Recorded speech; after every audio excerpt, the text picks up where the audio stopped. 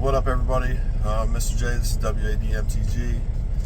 Back at it again for my work truck at the end of the night. Just got out the shower, just got done eating. I wanted to get my thoughts out, right? So the saga continues, right? So the Rules Committee quit and handed power over to Wizards of the Coast for EDH. So I just real quick want to touch on what I think about that, what my opinions are, and where I think we're at going forward. A lot of people think this is the end of the game, right? Like, oh, Magic's burning, the world's falling, everything's crumbling, the sky's falling, whatever, right? They're like freaking out and they're pissed off. It's the worst thing that could have possibly ever happened to Magic, and I think they're wrong. I think they're just straight wrong, and I think they're overreacted. Get my drink real quick. My dog, say hi to my dog. Hi, baby.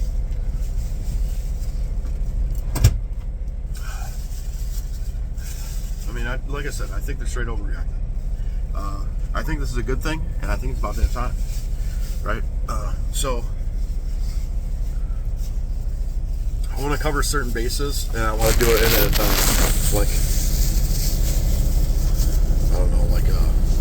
a organized manner, so I can cover everything I want to say in a quick way, and just get all my thoughts out there. I don't have writers or whatever. This ain't scripted. I'm just off the cuff on my cell phone. This ain't what I do. You know, the Magic is part of my life, but it's not the part of my life, right? Like, I drive truck for a living. That's what I do. All right, with that being said, we got to show some respect for the Rules Committee and the CAG and these other influencers that have made our game what it is today. Rest in peace, Sheldon Menery. Now, I don't think this is what he had in mind, right? Which is why he put these people in place in the Rules Committee, and it's why the CAG exists. I think it is anyway. I don't really know the whole story around it, but it was supposed to, I believe,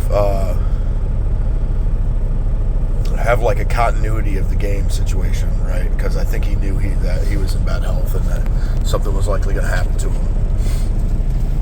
So I think that's why these things exist, right, in the first place. But because of these people, because of these channels, because of the world today and how it is, and these influencers and the game, it's become mainstream, right? It's no longer like a thing for geeks and dorks anymore. I mean, look at Cash. Cash, the NFL player. Look at that guy that they just had on the game nights for Dustmore. He's a Seahawks player too, right? So I'm an athlete myself. I've always been. And I've grown up in these card stores playing all different kinds of games. And I've had lots of times, on many occasions, people come up to me, oh, you don't seem like the type of person to be in a game store, right? I'm kind of, from the hood a little bit, right? Like, people from all different backgrounds. Magic has always been one of these places that accept your social pariahs and your people that are outcasts from society. Because we don't care about all that shit, right? We just care about the game. We care about having fun. We care about what deck you're running, what strategy you're running, what'd you come up with? What was your great idea? What is your plan? Let's play this game. Let's have some fun, right? That's what it's about. So it's always been a place for people to kind of be, accepted, even though they might be an outcast or a social pariah or from these widely different backgrounds in society, where you can't just put these restraints and constrictions on people. Because it's just at the end of the day, it's a way for people to express themselves and have fun, right? So now you got all these people who's, historically, a lot of the people in the community, whole life is the community. They don't have a life outside of the community. So when something like these bans happen, they lose their fucking shit, right? They lose their shit. So you just get this malfeasance from the worst side of the community come out and making these harassments and harass people and making these threats and threats of violence and death threats and stuff like that on CAG members and Rules Committee members for ruining their game, right? That's basically like they ruined their life. Now, some of these card shops, I understand, right? Like, I grew up in these shops, and they could have been sitting on 20, 30 Mana Crypts and a bunch of Jewel Lotus and a bunch of Dock Signs. They could have lost thousands of dollars. In my collection, I probably lost about $1,000, right? A little less probably. But my whole collection's like $20,000 plus. So, that little grand that I lost in value or whatever isn't the end of the world. Now, a lot of people are going to, they're going to say, well, it's just a game. These are game pieces. You shouldn't be investing in a card game. That's bullshit. I'm going to call you guys out on that right now. That's bullshit. So the history of all TCGs, these cards have had value, okay? They're not just game pieces. They are collectibles. Collectibles are assets. And talk to any rich, if you know anybody who's rich, or you can go look up things that rich people learn that normal people don't learn. You can start to study finance, and you'll discover that collectibles are one of the 12 assets that can make you wealthy in this world, right? It's one of the things that can make you wealthy, along with the stock market, real estate, REITs, EFTs, things of that nature, right? Like collectibles is on that list. So you can't just say, oh, these are game pieces. They don't have intrinsic value. They do. It's a commodity, right? So the laws of supply and demand say people want to play cards that are powerful. People want to play cards that are worth money because they're powerful, and that's why they're worth money, because they're rare and they're powerful. Okay? So no matter what you guys say, that Marxist bullshit isn't going to fly here. Okay? Not on my channel, it's not. Because that's bullshit. It's been a history of every TCG. You got a first edition Charizard, it's worth $1 million. You got a one ring, Post Malone paid $2.5 million for it. Oh, it's just a game piece. Black Lotus, $1 million. Right? So don't come at me with that bullshit. That being said, I believe they made a mistake.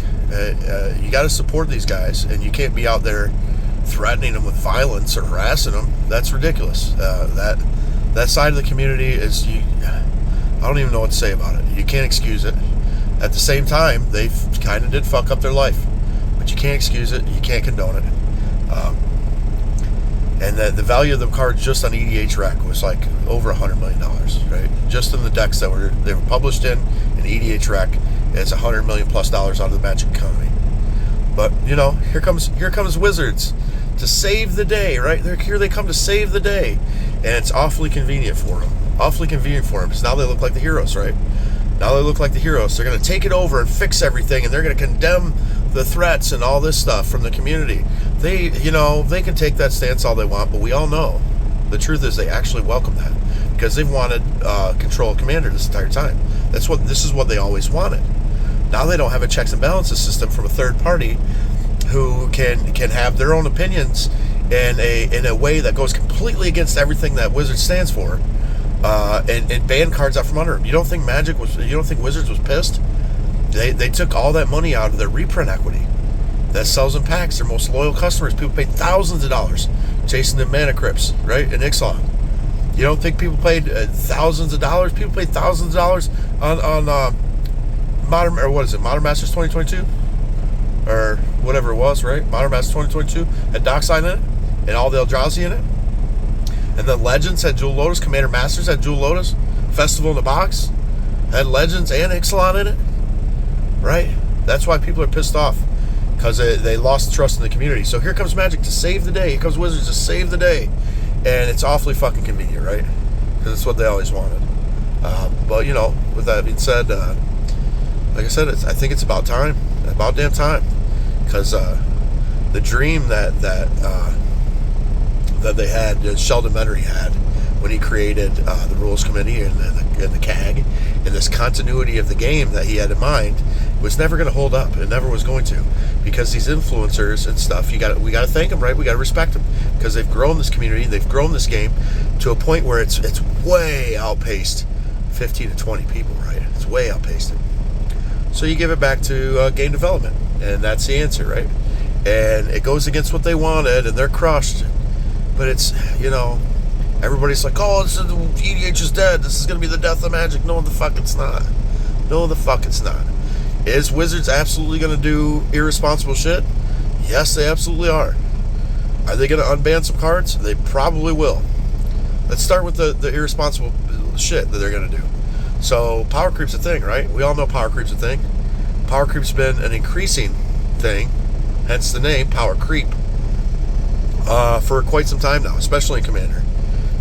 Now, they can rebalance it with Pioneer and Modern and By bringing in another set, they can try it with standard. Right now, there's a standard deck that wins turn 2. It's a glass cannon, but it wins turn 2. So they've always done irresponsible shit, right? That's what sells their product. Like I said, it's not just a game piece. This isn't a commune of people that all happy-go-lucky want to play the game, right? It is in a way, but it's also a market. It's also an economy. It is it's a capitalist thing. Hasbro is a business. Wizards of the Coast is a business, right? And at the end of the day, they're about making money. We're about having fun. We're about playing a game that we love. We're about being inclusive, right?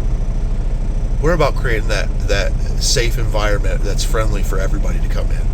That's why you got to condone these people whose whole life's been Magic, who don't have a life outside of Magic, who think that it's okay to throw around, threats of violence and death to these people for banning some cards, right? It effectively ruined their entire life because it took a couple $1,000s out of their collection. Come on, man, come on. So with that being said, I think this is a good thing. I think it's about damn time. But I think it's awfully convenient for Wizards to come in at the right time and save the day, right? Because at the end of the day, all they care about is money. They're a company, right? Now, there are people in the company that care about the game, right? It's going to game development. You got Mark Rosewater and Gavin Verhey and these guys, right? These are good guys. They care about the game. I think they'll be responsible.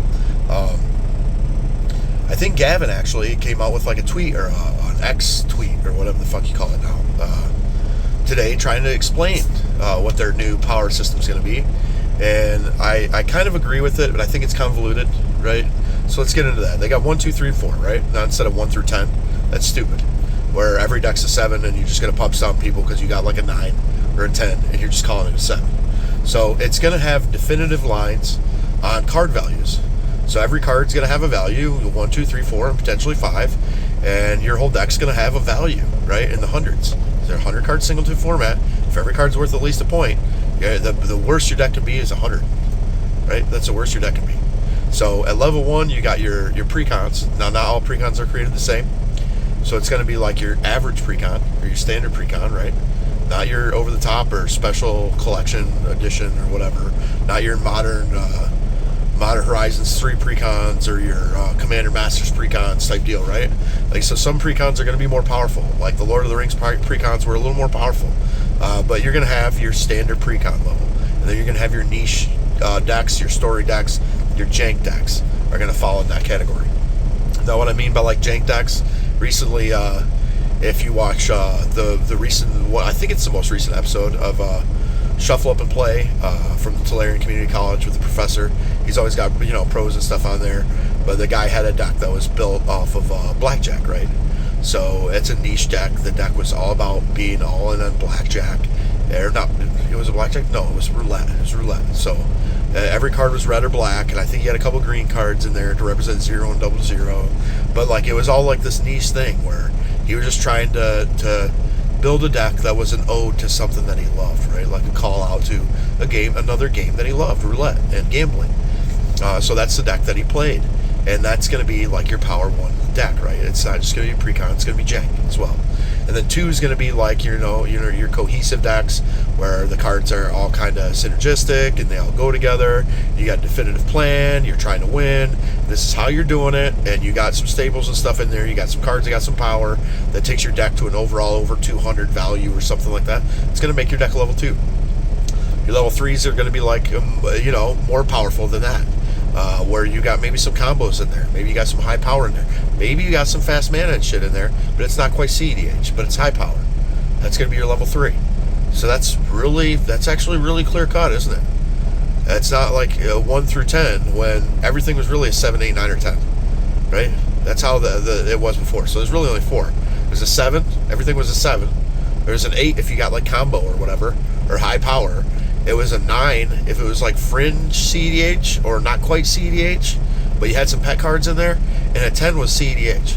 So it's a very definitive line, right? The highest possible power you can get towards a little bit lower than that because you want to throw flavor and pet cards and shit in there, to a cohesive an intermediate level deck where, somebody knows what they're doing and they got some synergy pieces and they got a definitive plan, and then your basic precons for beginners, and then your jank, right? So it's pretty clear cut, but the way they're going to go about doing it, the point system, I think is kind of convoluted.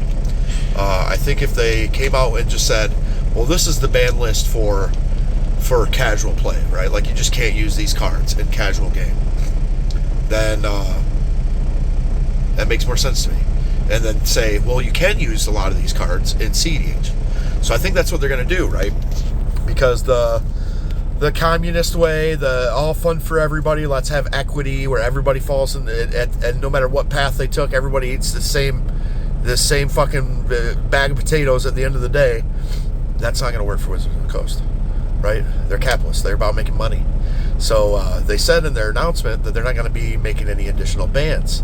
They didn't say anything about unbanning cards. So I think in the next several months to come, they are likely going to unban some of these cards. But because of the structure that they've put behind the tools that they've been working with the rules committee and stuff to make, with the point value system, their convoluted solution to the problem, actually I do think is going to be a solution to the problem. I think it's heading in the right direction. I think they're going to be able to say, well, you got your Mana Crypts and your Jewel Lotus, your Dockside, maybe even your Hull Breacher, right? They're power level 4 or 5. They're labeled 5s. So you can the deck is the highest level of power that it could possibly be if they got these cards in them. And that means intrinsically that there doesn't have to be a social contract. You just can't run those cards. You can't run a deck that's its total power is 400 and some, 450 versus a bunch of 178 precons, or a slightly upgraded precon that's cohesive and it's got a solid plan. It's sitting at like a 230 total power level or whatever across all the cards in the deck, and you're just playing against a deck that's got a 450 fucking cedh deck. They're going to vastly outpace the play and the play patterns of that table. So I think they went with that. I think they went all in on the Rule Zero. They're forcing it. They're forcing the Rule Zero, and they're doing it in a way that I think is going to solve the problem. I also think they're going to unban a bunch of cards because they lost reprint equity, and they're not making money if you're not buying cards. So they're going to reprint these fucking cards, and they're going to make them legal. But they're just going to say, well, this is the thing. Now that they have control of Commander, now cedh is going to have tournaments. They're going to be sanctioned because they got complete control over Commander, right? So now they got sanctioned cedh tournaments, which means now they have EDH professional leagues. Now they got pros.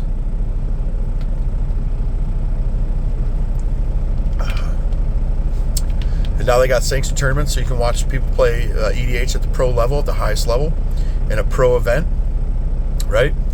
And do you think that's going to be proxy friendly? Nope. So you're probably going to see the end of proxies, along with over the next several months or whatever. They're probably going to unban all these cards and say, well, these got these point levels at them, so you can't play them versus other decks that are only fitting the 1, 2, or 3 power level, but you can play them at the highest power only, right? So that's going to be their solution to that problem. And they are going to be responsible, and they're going to keep power creeping. They're going to keep reprinting ridiculously powerful cards. Then they're just going to put that caveat on the card, where it's like, okay, we've got this ridiculously powerful card. It's going to be the linchpin of this set. It's going to be used to sell this set. People are going to come out and spend a ridiculous amount of money trying to get this card, but it's only playable in high power or cedh. Because you can't play those cards versus a 1 or 2 deck. You just can't, because it's going to ruin the game. So it's a way of forcing the Rule Zero. It's a way of forcing an unspoken social contract in a convoluted way that I think at the end of the day is going to be in the format's best interest, right? But with all that being said, it's probably going to, sanction cedh. It's probably going to make professional cedh, and they're not going to be proxy friendly. How do I know they're not going to be proxy friendly? Well, look at Magic 30, right? So if you look at Magic 30, it was $1,000 for 4 packs, $250 a pack. They're reserve-less cards. They should have never even reprinted them. They went against their own rule to reprint them and just said, oh, well, they're proxies. They're proxies. But you got to pay $1,000 for 4 packs of them, $250 a pack for what's essentially proxies. right? So you can get a black, a Black Lotus or something in there, but it's a proxy Black Lotus. It's Bandit Commander anyway, but it's got value still. It's still got value. You can get this Ancestral Recall or this Time Twister or something. But it's a proxy. But guess what? The proxy isn't legal in tournament play. So you think they're going to be proxy friendly? No, they absolutely won't. So for me personally, that's going to be a focus for the next 6-7 months or whatever. I am trying to buy a house. I am trying to do these other things. I'm trying to save money. But now I'm going to try to prioritize buying some of these more expensive cards, because I've never believed in proxies to begin with. But if I am going to proxy a card, like Magic lets you proxy cards at tournaments. They'll let you say, oh, we'll take this $300 card out of your deck and we'll give you this list card. And it's an official Magic weighted card that you slip in your sleeve and you just circle it or write on it or whatever. And that takes place of that card in your deck, so you're not destroying or ruining that card. So they'll probably will allow that, but you're going to have to show them that you had the actual card. So I'm going to go out and try and give me a Guy's Cradle and an LED and a Chrome or a Mox Diamond. Those are some of the other cards I'm missing. I am missing a Wheel of Fortune. A Yawgmoth's Will was something I wanted in my Underworld Breach deck. Now I'm going to need another line for that too, because as of right now I can't use Dockside. But the new meta is interesting. As of right now, they're not doing it. They haven't said anything about that yet. Now, this is all my opinion, right? Like, this ain't set in stone, but this is the direction I can clearly see that it's heading, that it's going to be going this direction. Let's take a second and thank these influencers and appreciate everything they do and what they brought to the game and the growth they brought to the game, the dedication that the CAG and the Rose Committee's had all this time. And even though they made a mistake and they have to pay for this mistake, let's not let the worst part of the community think that they won here, even though they really did. Let's still shame them for what they did. Let's not support it. Let's not condone it. But at the same time, I think this is for the best. The Wizards is going to get control of this format, and they're going to be irresponsible, but they're going to do it in a way with caveats, so that way, you're going to be able to play all these cards, because they're about making money. Right at the end of the day, that's what they're about. It's a capitalist thing. It's about supply and demand. It's about their reprint equity. It's about them making money. They're a company, all right. And so they're gonna be bringing back these cards. They're gonna be bringing new cards out that are pushing the level of power, and they're gonna put the caveat on them where these cards are worth so many points, 4 or 5 points. You can't play it unless it's a high power deck or a cedh deck. And cedh decks is now a sanctioned thing, and we don't allow proxies. Because as a sanctioned thing, that means there's going to be pros, and they don't make money off of proxies. So it's common sense, right? That's the way this is going to go. I mean, now there are some caveats. There are some things that are up in the air. We don't really know exactly how things are going to shake out, but that's probably the most likely scenario how things are going to shake out, right? So I think it's a good thing. I think it's also kind of a bad thing, but the world of EDH is not burning down. This isn't the end of Magic. It's just it's like the new birth. It's like the rebirth of Magic, and where it's going to go from here. And they're going to sanction everything, and they're going to put restrictions and rules, and they're going to make it work, because at the end of the day, it's about their money. So hopefully we can leave it in the hands of people like Gavin Verhey and Mark Rosewater and these guys. And we can trust these guys. They're good guys. They care about the game. It's not just about money for them, even though some people it is, in the corporation, it is just about money for them, right? But we can kind of trust these guys, right? They care about the game. It's their game. It's their love child too, right? So don't freak out. This ain't financial advice, but if I were you, I'd be going out trying to pick up a couple Docksides. I'd be going out trying to buy some of these cards that are more on the higher end. I'll be going out trying to acquire some of these. I'm definitely doing it. I'm definitely doing that. Going out trying to acquire some of these reserve list cards, because when they come out and say, oh well, you can't use proxies, and the demand for these cards come out and go up even higher and higher and higher, what do you think the price is going to do? Supply and demand. Price is going to go up too. So in the meantime, while they're trying to work everything out, figure everything out, I think it probably is in the more serious players' best interest to try to acquire. What the hell's going on? Is there a fire down there? to try and acquire some of these more expensive game pieces. So for their future use or for their future decks. So that's what I'm going to do. Like I said, it's not financial advice, but that's what I'm going to do. In the meantime, we have the banned list the way it sits right now. And if you're a cedh player, have fun. Let's try to adapt to this meta and do something with it and have some fun and kind of go back in time to the pre-Commander Legends days. I guess Mana Crit's always been part of it, but it's going to end up going back kind of the old format, right? Because it's the loss of Dockside and stuff took out like Corvold. The loss of Jewel Lotus hurt Corvold. Corvold's like unplayable. What other deck? Niv Mizzet's probably unplayable without Jewel Lotus and Dockside. That deck's probably unplayable. So some decks are going to be unplayable. Blue Farm took a big hit. Personally, for me, my Esper deck isn't going to be Tivit. I'm going to take my Tivit shell and I'm going to rotate it and turn it into what's that dude's name? Rafine. I'm going to turn it to Rafine. It's going to be like a Reanimator stacks control, because without some of this fast mana, without the ability to play Dockside loops and win on top of people's stacks is going to become more relevant. So I'm going to be running a Reanimator stacks control version of Esper under Rafine, and it's going to be like a Tivit shell kind of. So the Tivit combo and still everything's going to be in there, and the big demon is going to be in there. It allows me to search for my combos, and it's got blue black, so I still got the best win condition in cedh in there. I'm going to have fun with it. And I think it's a good time for me to bring out Rafine and other people. I think it's going to be a resurgence of Tymna Thrasios. I think Tymna Thrasios, you're going to see Tymna Thrasios back on top, because without Dockside, Underworld Breach is really the only good reason to play red. There's only good red cards, right? Like Jessica's Will and stuff like that, but Dockside was the main reason to play red. Dockside and Underworld Breach. So now Underworld Breach is still going to be a thing, but you're barely splashing red for Underworld Breach at this point. So that's kind of the direction I think it's heading. That's the way I'm going to go with it. That's my advice. I am going to be going out to look for some of these cards. I do not think proxies are going to be a thing. I think cedh is going to be sanctioned. I think a lot of these cards are going to be unbanned, in my opinion. It seems to be the way that this is going to happen. It said right in their note, they're going to look at this list of bannings, and they're going to go over it. And I'd say you probably got 6-7 months or something like that, 8 months, before they come out and say, well, this is going to be the new meta. We've refined this system. Our tier 1, 2, 3, and 4 have got these different point values, and we've got this list where all these different cards have point values.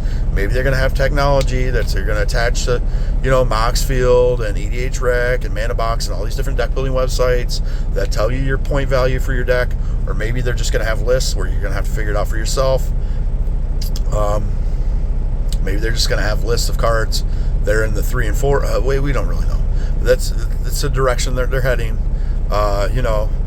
Be kind and courteous to people, even if they have some outlanding condition or issues or whatever. This is a game. It's a community.